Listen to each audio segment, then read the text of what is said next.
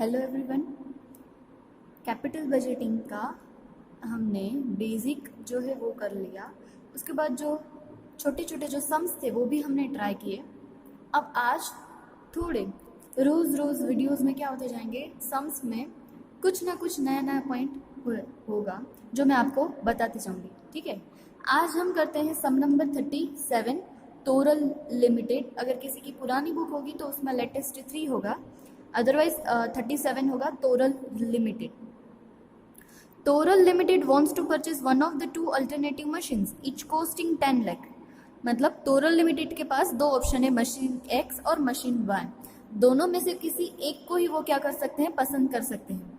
दोनों के लिए क्या है कॉस्टिंग, अगर हमें इन्वेस्टमेंट करना होगा तो दोनों के लिए 10 लाख इन्वेस्टमेंट होगा दोनों के लिए, यानी मशीन एक्स के लिए 10 लाख और मशीन वाई के लिए भी 10 लाख।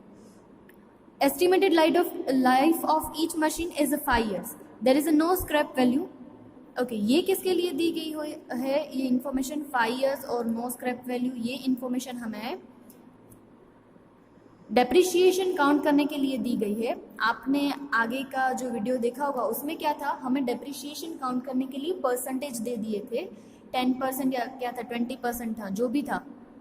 WDV मेथड के हिसाब से हमें उसके ऊपर डेप्रिशिएशन काउंट करना था। पर यहाँ क्या है, डेप्रिशिएशन के लिए कोई परसेंटेज नहीं दिए। ये एक्सपेक्टेड रेट ऑफ रिटर्न 10% है, यानी हमारा डिस्काउंट रेट है। Okay, expected earning after depreciation and taxes. Yes, mark the line after depreciation and taxes. Depreciation भी माइनस किया हुआ है और टैक्स भी माइनस किया हुआ ही है। ओके, यहाँ हमारे पास डेप्रिशिएशन काउंट करने के लिए इन्फॉर्मेशन यानी परसेंटेज नहीं दिए हैं, तो हम ऐसा नहीं करेंगे कि परसेंटेज नहीं है तो चलो डेप्रिशिएशन काउंट नहीं करना है। आपने आगे डेप्रिशिएशन काउंट करने के लिए पढ़ाई है, स्ट्रेट लाइन मेथड से अगर हम डेप्रिशिएशन काउंट करते हैं तो कैसे काउंट करते हैं, डेप्रिशिएशन इज इक्वल टू, हम क्या करेंगे, यहाँ देखो मैंने किया है, हम स्टेप बाय स्टेप देखेंगे तब ले लेंगे। डेप्रिशिएशन इज इक्वल टू होता है उसकी कॉस्ट माइनस, अगर स्क्रैप वैल्यू दी गई होती है तो स्क्रैप वैल्यू माइनस करते हैं, और डिवाइडेड बाय उसकी लाइफ, कितने साल हम उसे यूज कर सकते हैं। तो स्ट्रेट लाइन मेथड से हम ऐसे डेप्रिशिएशन काउंट कर सकते हैं। Okay, let's start with step by step. Okay, sum number 37 की शुरुआत करते हैं। सबसे पहले हमारा स्टेप होता है step number 1, find out the investment that is cash outflow. ठीक है, तो हमारे पास 2 मशीन है तो 2 इन्फॉर्मेशन करेंगे, अगर 3 मशीन है तो 3 इन्फॉर्मेशन करेंगे, जितनी इन्फॉर्मेशन उस हिसाब से हम करेंगे। So machine X and machine Y, cost of machine 10 lakh and 10 lakh. यहाँ मैंने नीचे लिखा है वर्किंग कैपिटल। अगर ये इन्फॉर्मेशन कहीं दी गई है तो हम यहाँ लेंगे, यहाँ कुछ भी नहीं है। वर्किंग कैपिटल का क्या मतलब होता है, current assets minus current liability आएगा। ऐसा एक या मुझे याद है वहाँ तक 1 से 2 सम्स ऐसे होंगे जिसमें वर्किंग कैपिटल की इन्फॉर्मेशन दी गई होगी। तो हमें याद रखना है वर्किंग कैपिटल की इन्फॉर्मेशन हमारी कहाँ ऐड होती है, फर्स्ट स्टेप में ऐड होती है। ओके, यहाँ नहीं है तो मैंने डैश कर दिया। हर एक सम में मैंने लिखा होगा क्योंकि क्या हो जाए, हमारी हैबिट हो जाए और सम में आए तो हमें पता हो कि भाई वर्किंग कैपिटल कहाँ लिखना है। सो टोटल हमें इन्वेस्टमेंट मिल गया 10 लाख और मशीन वाई में भी 10 लाख। सेकेंड स्टेप होता है हमारा डेप्रिशिएशन। कौन सी मेथड है, स्ट्रेट लाइन मेथड। WDV होती तो वहाँ लिखते कि WDV मेथड है और इतने परसेंटेज हमें उसके ऊपर काउंट करने, पर यहाँ नहीं है। इन्फॉर्मेशन दी गई है स्क्रैप वैल्यू के और number of life of machines. So इसको बोलते हैं स्ट्रेट लाइन मेथड। यहाँ फॉर्मूला भी लिखा है, डेप्रिशिएशन पर एनम यानी कोस्ट, C यानी cost minus S, scrap value अगर होगी तो माइनस करेंगे, और divided by number of years. यहाँ क्या लेंगे, जो एक्स में फर्स्ट स्टेप में कॉस्ट होगी वो 10 लाख माइनस स्क्रैप वैल्यू, बोला है कोई स्क्रैप वैल्यू नहीं है, यानी ईयर जितने 5 साल खत्म हो जाएंगे हम बेचने जाएंगे तो कुछ भी हमें मिलेगा नहीं, so 0 divided by 5 years. Similarly Y में भी यही होगा, 10 lakh minus 0 divided by 5 that is 2 lakh. Third step मैंने पहले भी बोला था, स्क्रैप वैल्यू होगी तो हम यहाँ लिखेंगे scrap value plus working capital reserve release कोई भी होगी, जहाँ यहाँ ऐड होगी तो यहाँ रिलीज भी होगी तो वो हम लिखेंगे, पर यहाँ इसकी इन्फॉर्मेशन नहीं है तो थर्ड स्टेप हमारा क्या हो जाएगा, डैश हो जाएगा। और अगर थर्ड स्टेप में कोई भी इन्फॉर्मेशन आती है तो वो हम क्या करते हैं, कैश फ्लो काउंट करते हैं उस लास्ट ईयर में ऐड कर देंगे। ठीक है, यहाँ तो कोई इन्फॉर्मेशन नहीं है तो नहीं लिखेंगे। अब आती है फोर्थ हमारी बारी कैश फ्लो फाइंड करने की। कैश फ्लो की जो इन्फॉर्मेशन दी गई है वो हमें कैसे दी गई है, आफ्टर डेप्रिशिएशन एंड टैक्सेस। मैंने आपको कई बार बोला है, फिर से बोल रही हूँ, पर हमें कैश फ्लो कैसा चाहिए, हमें कैश फ्लो चाहिए बिफोर डेप्रिसिएशन आफ्टर टैक्स। तो टैक्स माइनस किया गया है वो तो सही है, उसमें कोई चेंज नहीं करना है। हमें क्या करना है, डेप्रिसिएशन जो माइनस कर दिया है वो हमें ऐड बैक करना है। सो मशीन एक्स में 5 ईयर के लिए हमें दिया है कैश फ्लो 120, 140, 80, 520 एंड 420। ओके, उसमें हम क्या करेंगे, डेप्रिसिएशन ऐड कर देंगे, क्योंकि हम जो हमारी कैलकुलेशन में कैश फ्लो लेते हैं वो कैश फ्लो क्या होता है, बिफोर डेप्रिसिएशन आफ्टर टैक्स। मैंने आपको पहले भी बताया था कि पहले हम डेप्रिसिएशन इसलिए काउंट करते ताकि उसके ऊपर हमें टैक्स कम पेमेंट करना पड़े। टैक्स के हिसाब से हमें डेप्रिसिएशन माइनस करना जरूरी है। सो हम टैक्स इस डेप्रिसिएशन माइनस करते हैं और बाद में उसे ऐड बैक कर देते हैं, क्योंकि डेप्रिसिएशन कोई भी हमारा कैश एक्सपेंस नहीं है। सो डेप्रिसिएशन ऐड कर देंगे तो हमें कैश फ्लो मिल जाएगा पर एनम एक्स के लिए। सिमिलरली हम करेंगे वाई के लिए। वाई का भी हमें दिया है 80, 160, 280, 6 लाख एंड 160। उसमें डेप्रिसिएशन ऐड बैक कर देंगे 2 लाख, 2 लाख, 2 लाख, तो हमें फाइनल कैश फ्लो मिल जाएगा। एक्स का भी मिल जाएगा और वाई का भी मिल जाएगा। ओके, अब हमें कौन सी 2 मेथड यूज करनी है, हमें सिर्फ 2 ही मेथड यूज करनी है, पेबैक पीरियड मेथड और नेट प्रेजेंट वैल्यू मेथड। सो पहले हम करेंगे पेबैक पीरियड मेथड। आप दोनों ऐसे पास में ही लिख सकते हो, machine X and machine Y. कल जो हमने एक शॉर्ट सम किया था उसमें क्या था, कैश फ्लो एक ही दिया था, यानी कि हर साल हमें इतना ही कैश फ्लो मिलता है, तो उसके लिए फॉर्मूला है investment divided by cash flow.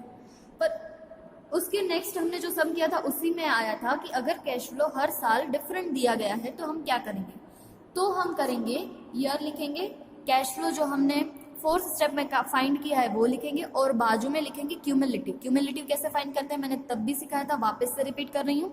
320 तो 320 ही रहेगा। अब क्या हो जाएगा, 320 प्लस 340 दैट इज 660। अब 660 में क्या करते जाएंगे, नेक्स्ट ईयर का जो है वो ऐड करते जाएंगे। 660 plus 280 940, 940 plus 720 16,60,000, 16,60,000 plus 6,20,000 that is 22,80,000। Similarly Y के लिए भी यही करना है, कैश फ्लो लिख देंगे और फिर हमें क्यूमुलेटिव फाइंड करना है, दैट इज 280। आगे कोई भी नहीं है सो 280 तो 280 ही रहेगा। 280 plus 360 that is 640, 640 plus 480 1120, 1120 plus 8 lakh 19,20,000 and 19,20,000 plus 3,60 that is 22,80,000। Okay, पहले इतना हमने कैलकुलेशन कर ली। अब फाइंड करते हैं पेबैक पीरियड एक्स के लिए। कैसे फाइंड करना है, हमारा इन्वेस्टमेंट कितना था जो हमने फर्स्ट स्टेप में फाइंड किया था, 10 लाख था। सो हमें क्यूमुलेटिव में देखना है 10 लाख या 10 लाख से कम होना चाहिए, ज्यादा नहीं। देखो यहाँ 940 है और यहाँ 16,60,000 है। सो 16,60,000 है, वो 10 लाख से ज्यादा है तो वो हम कंसिडर नहीं करेंगे। कौन सा कंसिडर करेंगे, 9,40,000। तो 9,40,000 हमें कितने साल में मिल जाता है, 3 साल में मिल जाता है। तो मैंने यहाँ लिखा ईयर 3 और कैश फ्लो 9,40,000। एक्चुअल में हमें चाहिए कितना, 10 लाख। सो बीच में जो बचा है वो हमें डेफिसिट इतना हमें कमाना है नेक्स्ट ईयर से। Okay, so 60,000, 10 lakh minus 940 that is 60,000। अब 3 साल तो चले जाएंगे 940 कमाने में ही, बाकी का जो 4th साल है उसका कैश फ्लो देखेंगे 720। अगर 720 अर्न करने में हमें कितना लगता है, 1 साल लगता है, पर हमें तो कितना चाहिए, 60,000 ही चाहिए। तो 60,000 कमाने के लिए कितना टाइम लगेगा, 60,000 मल्टीप्लाई बाय 1 डिवाइडेड बाय 720, तो आंसर आएगा 0.08। ये 0.08 हम 3 साल में ऐड कर देंगे तो हमारा फाइनल आंसर मिल जाएगा पेबैक पीरियड 3.08 ईयर्स। ओके, यही काम हमें मशीन वाई के लिए करना है। मशीन वाई में क्या होता है, देखो क्यूमुलेटिव में देखेंगे 10 लाख या 10 लाख से क्या होना चाहिए, कम होना चाहिए, ज्यादा नहीं। सो क्यूमुलेटिव में देखो सेकेंड ईयर में 640 है और थर्ड ईयर में 11,20,000। सो हम कौन सा कंसीडर करेंगे, 640 कंसीडर करेंगे। 640 हमें कितने साल में मिल जाता है, 2 साल में मिल जाता है। तो मैं यहाँ लिखूंगी ईयर 2 और 640। एक्चुअली हमारी रिक्वायरमेंट कितनी है, 10 लाख की है। 640 उसमें से क्या हो जाएगा, निकल जाएगा, तो बाकी कितना बचा, 360। अब 360 कमाने के लिए हम वापस अपने टेबल में जाएंगे। 2 साल तो चले जाएंगे 6,40,000 कमाने में, बाकी थर्ड ईयर में कैश फ्लो में देखना है, क्यूमुलेटिव में मत चले जाना। कैश फ्लो में कितना है, 3 साल में 480, यानी 480 हमें अर्न करने के लिए 1 साल लगेगा। हमें कितना चाहिए, 360। तो क्वेश्चन मार्क 0.75। तो 0.75 हम 2 ईयर में ऐड कर देंगे 2.75। तो यहाँ हमें क्लियर दिखाई दे रहा है अगर हमने अपना इन्वेस्टमेंट मशीन एक्स में किया तो उसे वापस लेने में हमें कितना टाइम लग जाएगा, 3 ईयर और 3.8 ईयर लग जाएंगे। और अगर हम मशीन वाई में अपना इन्वेस्टमेंट करते हैं तो वो अमाउंट हमें कब मिल जाएगी, 2.75 ईयर्स में हमें क्या मिल जाएगी, वापस मिल जाएगी। तो हमें अगर सिलेक्शन करना हो पेबैक पीरियड के मेथड पे तो हम कौन सा सिलेक्ट करेंगे, जिसका ईयर कम हो, क्योंकि हम सब वही चाहेंगे कि हमने जितनी अमाउंट क्या की है, इन्वेस्ट की है, जल्द से जल्द वो सारी अमाउंट हमें वापस मिल जाए कम समय में। सो हम कौन सा मशीन चूज करेंगे, मशीन नंबर वाई। ठीक है, ये हुआ पेबैक पीरियड मेथड। अब दूसरी मेथड है net present value method. Net present value method is the easiest method. इसमें कुछ नहीं है, सिर्फ आपको अपने कैलकुलेटर में ध्यान से सब अमाउंट्स है, जो डिजिट्स है वो अच्छे से प्रेस करनी है, अदरवाइज वहाँ मिस्टेक होगी तो पूरा सम गलत हो जाएगा।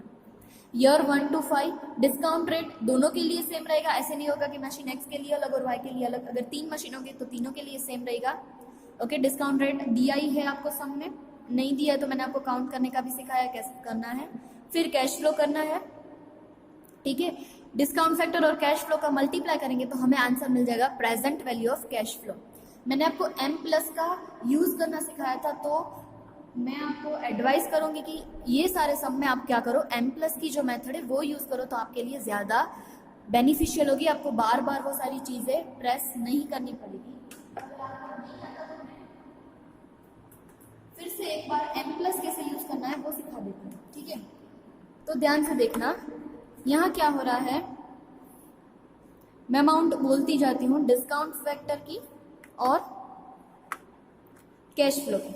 डिस्काउंट फैक्टर है 0.909 और कैश फ्लो है 3,20,000। So 3,20,000 multiply by 0.909 is equal to नहीं दबाना है, डायरेक्ट क्या दबाएंगे, M+।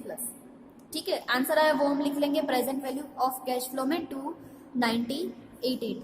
उसके बाद करना है 340 कैश फ्लो है, मल्टीप्लाई बाय डिस्काउंट रेट है 0.826 M+। कोई भी दूसरी की मत टच करना, यानी वरना तो हमारा आंसर क्या हो जाएगा, गलत हो जाएगा। जो आंसर है वो प्रेजेंट वैल्यू में लिख लो। उसके बाद third year 280 multiply by 0.751 M+।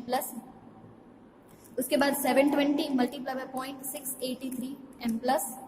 और last 6,20,000 multiply by 0.621 M+। Answer आ जाए, बाद में क्या करना है, डायरेक्ट ये MRC यानी मेमोरी रिकॉल उसे प्रेस करना है, तो हमें पांचों के पांचों का क्या मिल जाएगा, टोटल मिल जाएगा। देखो 16,58,780। आपको जल्दी से आप क्या कर सकोगे, अपना सम खत्म कर पाओगे। ओके, यही चीजें हमें मशीन वाई के लिए भी करनी है। 280 into discount factor plus multiply करते जाना और लास्ट में उसका टोटल करना है। अब नेट प्रेजेंट वैल्यू मेथड का फॉर्मूला क्या है, present value of cash inflow जितना हमें मिलता है माइनस कैश आउटफ्लो। आउटफ्लो यानी कौन सा होगा, जो हमने स्टेप नंबर 1 में फाइंड किया होगा वो। सो माइनस कर देंगे तो आंसर मिल जाएगा 6,58,780। और वाई के लिए करेंगे तो आंसर आएगा 6,82,320। अगर आपको बोलते हैं कि दोनों मशीन में से कौन सा मशीन अच्छा है, हमें सिलेक्ट करना चाहिए, तो हम ऐसे टेबल बनाएंगे और टेबल में उसमें इंफॉर्मेशन लिखेंगे। कैसे करेंगे, सो पेबैक पीरियड मेथड क्या होता है 3.08 ईयर और वाई के लिए 2.75। तो दोनों में से कौन सा अच्छा है, मशीन वाई है वो ज्यादा अच्छा है।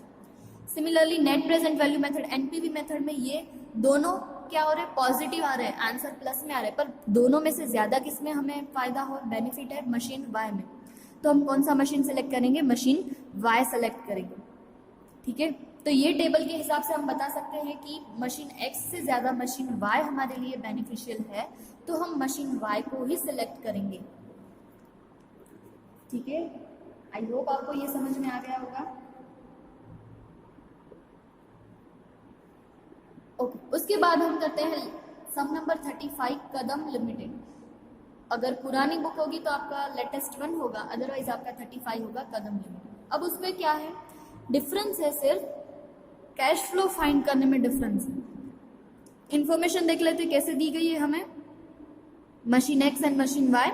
परचेज प्राइस दी गई है 450 और 5 लाख। फिक्स्ड कॉस्ट है, वेरिएबल कॉस्ट है, प्रोडक्शन पर आर दिया गया है।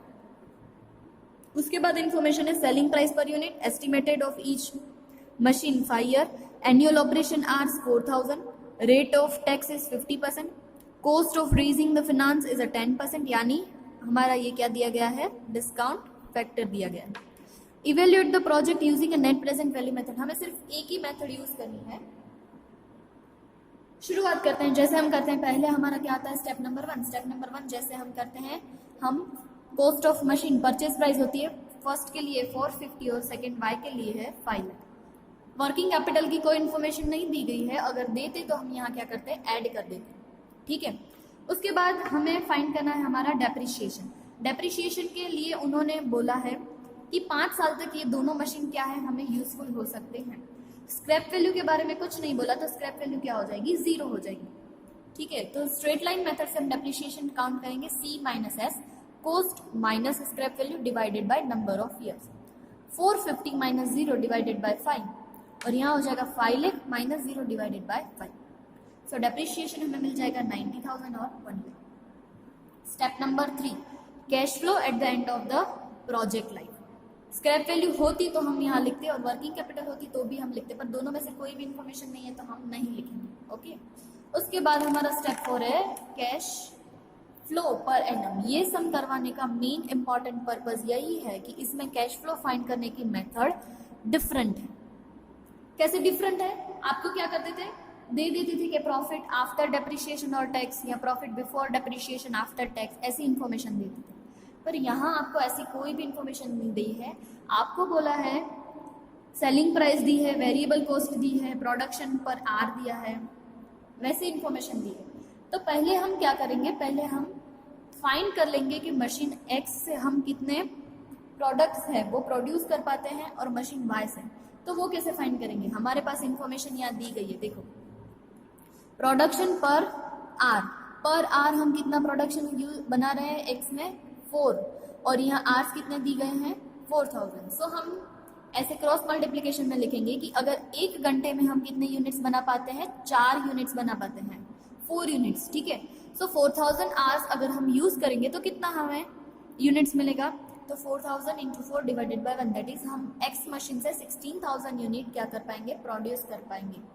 सिमिलरली वाई के लिए क्या बोला है, अगर वाई है वो 1 घंटे में कितने यूनिट्स बना पाता है, 6 यूनिट बना पाता है, तो 4000 यूनिट, क्योंकि दोनों के लिए आवर्स तो क्या रहेंगे, सेम ही रहेंगे। सो 4000 आवर्स में कितने यूनिट्स बनेंगे, सो 24,000 यूनिट्स हम प्रोड्यूस कर पाएंगे, ओके।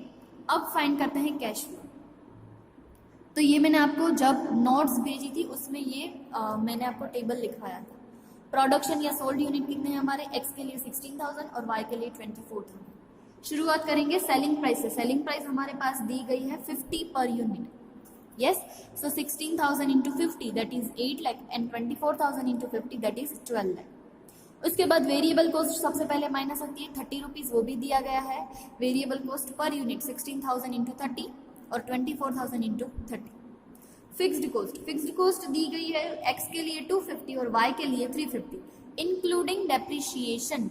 डेप्रिसिएशन ऑलरेडी इसमें है, ठीक है। तो हम फिक्स्ड कॉस्ट माइनस करेंगे तो डेप्रिसिएशन ऑटोमेटिकली क्या हो जाएगा, माइनस हो जाएगा। ध्यान देना इंक्लूडिंग डेप्रिसिएशन ही है, आप ये मत करना कि फिक्स्ड कॉस्ट माइनस की उसके बाद फिर से डेप्रिसिएशन माइनस किया, तो डबल बार क्या हो जाएगा, डेप्रिसिएशन माइनस हो जाएगा। तो यहाँ फिक्स्ड कॉस्ट में ऑलरेडी डेप्रिसिएशन है 250 और 350, तो आंसर आएगा हमारा direct profit before tax. Otherwise क्या आंसर आता, ये आपने जो टेबल लिखा था उसमें मैंने क्या किया था, फिक्स्ड कॉस्ट देखो लिखा ही था अदर देन डेप्रिसिएशन, डेप्रिसिएशन के अलावा जो सारे हैं वो माइनस करेंगे और डेप्रिसिएशन अलग से माइनस करेंगे। पर यहाँ जो सम में क्या दिया है, इंक्लूडिंग ही दिया है, उसमें एडिशन ही किया है तो डायरेक्ट माइनस हो जाएगा। तो हमें मिलेगा प्रॉफिट बिफोर टैक्स। अब 50% टैक्स के रेट है तो उसमें से 50% माइनस कर देंगे, सो आंसर आ जाएगा profit after tax. Profit after tax में वापस से हम डेप्रिसिएशन क्या कर देंगे, ऐड कर देंगे 90,000 and 1 lakh. Clear, so answer आ जाएगा 1,25,000 एंड 1,41,000। ओके, दूसरा ये सम करवाने का लॉजिक क्या है, देखो आगे जितने सम किए उसमें क्या था, कैश फ्लो हर साल के लिए डिफरेंट दिया गया था, यस। पर यहाँ क्या किया है, कैश फ्लो हमें एक ही दिया है, यानी 5 साल अगर मशीन एक्स चल रहा है तो 5 साल हमें 1,25,000 ही मिलेंगे। और अगर y चल रहा है तो y में से भी ऐसा ही होगा, 1,41,1,41 ही हर साल हमें मिलेगी। ठीक है, तो इसकी एनपीवी काउंट करने के लिए दो मेथड है। मैं आपको दोनों मेथड सिखाती हूँ, आपको जो भी इजी लगे आप कर सकते हो। पहले तो हम जैसे करते हैं वैसे ही पहले ईयर लिख लेंगे, डिस्काउंट फैक्टर आपको दिया है वो डायरेक्ट लिख लेंगे, और कैश फ्लो हर साल कितना लिखेंगे, 125, 125, 125, 125 एंड 125। फिर क्या करेंगे, 125 इंटू 090 आंसर आएगा, फिर ये मल्टीप्लाई करते जाएंगे और लास्ट में आंसर मिल जाएगा 4,73,750। एक मेथड ये है, ये थोड़ी लंबी है, हमारा काम थोड़ा क्या हो जाता है, बढ़ जाता है, क्योंकि हमें सब में 125 ही मल्टीप्लाई करना है। पर कोई नहीं, अगर आपको एक मेथड मगज में मतलब कि दिमाग में अच्छे से बैठ जाती है तो आप यही मेथड करो। शॉर्टकट मेथड जिसको समझ में आए वही यूज करना, अदरवाइज शॉर्टकट यूज करने जाओगे तो मुश्किल ही ना हो ऐसा। ठीक है, ओके। शॉर्टकट क्या है, शॉर्टकट में क्या है, हम हर डिस्काउंट फैक्टर को क्या करते हैं, 250 से ही मल्टीप्लाई करते हैं, सॉरी 1,25,000 से मल्टीप्लाई करते हैं। 1,25,000 हमारा जो कैश फ्लो है वो मैंने लिखा ही है। शॉर्टकट कब यूज होगा, if cash flow is the same for every year, हर साल के लिए कैश फ्लो एक ही होगा तो ही हम ये मेथड यूज करेंगे, अदरवाइज नहीं। तो मैंने क्या किया, हर डिस्काउंट फैक्टर को 1,25,000 से मल्टीप्लाई करो, फिर एडिशन करो। उससे अच्छा क्या कर लो, आपको जो डिस्काउंट फैक्टर दिए हैं 0.909, 0.826, 0.75, यस, उसका प्लस कर लो। वो सारे डिस्काउंट फैक्टर का क्या कर लो, आप एडिशन कर लो। एडिशन करके आपको क्या आंसर मिलेगा, 3.790। अब कैश फ्लो जो है पर एनम इनटू क्या कर दो, present value of annual factor. Annual यानी क्या कर देना है, हमें एडिशन कर देना है। यस, तो अब हम क्या करेंगे, 1,25,000 मल्टीप्लाई बाय 3.790, डायरेक्ट आंसर मिल जाएगा हमें 4,73,750। इट्स अ शॉर्टकट, पर ये शॉर्टकट कम हम यूज कर पाएंगे जब हर साल कैश फ्लो क्या होगा, सेम टू सेम होगा, तो ही हम ये जो मेथड है ये यूज कर पाएंगे, अदरवाइज ये मेथड हम यूज नहीं कर पाएंगे। क्लियर है? अगर ये मेथड आपको नहीं समझ में आती तो कोई बात नहीं, आगे वाली जो हमारी लंबी मेथड है वो तो आप कर ही सकते हो। आंसर इंपॉर्टेंट है, आंसर सही आना चाहिए। सिमिलरली y के लिए मैंने किया है, हमें हर साल कितना मिलेगा, 1,41,000, और जो सारे प्रेजेंट वैल्यू है उसके 5 साल का मैंने टोटल कर लिया है 3.790। 1,41,000 इंटू 3.790, तो आंसर मिल जाएगा 5,34,390। अब उसमें से हम क्या करेंगे, हमारी जो present value of cash outflow है वो हम माइनस कर देंगे। तो माइनस करने से आंसर मिलता है 23,750 एंड 34,390। अब दोनों की प्रेजेंट वैल्यू है क्या आ रही है, अब दोनों प्लस में आ रही है। हमें क्या करना है, क्या फाइंड करना है, हमें उसमें से ज्यादा किस में है, मशीन x में ज्यादा है या मशीन y में ज्यादा है। तो यस, मशीन y है उसमें ज्यादा हमें नेट प्रेजेंट वैल्यू मिल रही है, तो हम लिखेंगे कि machine y is the best out of the two, क्योंकि नेट प्रेजेंट वैल्यू क्या है उसमें ज्यादा है। ठीक है, ये सम करवाने का एक ही रीजन है, एक तो ये कैश फ्लो फाइंड करना थोड़ा डिफरेंट है, और ये शॉर्टकट मेथड आपको सिखानी थी, उस वजह से मैंने ये सम आपको करवाया है। दो ही सम रखते हैं, दो ही सम आपको करना है, पर प्रैक्टिस में जो आपको सम दे रही है वो सारे सम्स आपको ट्राई करने हैं। ओके, यहाँ मैंने नंबर लिखे हैं, ये आपको दिख रहे होंगे। 6 मैंने आपको 2, 3, 5 और इलस्ट्रेशन 1, 2 दे दिया है। अब आपको करना है इलस्ट्रेशन 3, सम नंबर 6, 7, 8, 10, 15, 32। ओके, और लेटेस्ट 1 नाम में मैंने नीचे लिख के रखा है नाम, ताकि आपको कंफ्यूजन ना हो। लेटेस्ट 1 है साईनाथ, लेटेस्ट 3 है माधव और लेटेस्ट 4 है जूही। ये सारे सम्स आप क्या कर पाओगे, होमवर्क में इजीली कर पाओगे। मैं आपको रेकमेंड करूंगी कि आप जितना होमवर्क दे रहे हो वो आप अच्छे से कर लो, ताकि आपको प्रॉब्लम ना हो, आप अच्छे से सारे सम्स याद हो जाए और आप आराम से ये सारे सम्स कर पाओ। ठीक है, आई होप इसमें आपको कहीं भी दिक्कत नहीं होगी। जितने हैं वैसे ही मैंने आपको सब होमवर्क में दिए। अगर ऐसा हो रहा है कि कोई पॉइंट अलग आ रहा है तो वो सम आप बाद में छोड़ देना, क्योंकि हम अभी तो सारे टर्न बाय टर्न सारे सम्स करेंगे, तो कहीं ना कहीं जो छूटा हुआ पॉइंट है वो वहाँ यहाँ या वहाँ रिकवर हो जाएगा। ठीक है, अगर कोई भी अलग पॉइंट आपको लगता है नहीं समझ में आए तो वो सम आप छोड़ सकते हो, बाकी के जो सम्स है आपको करने ही है। Okay, thank you.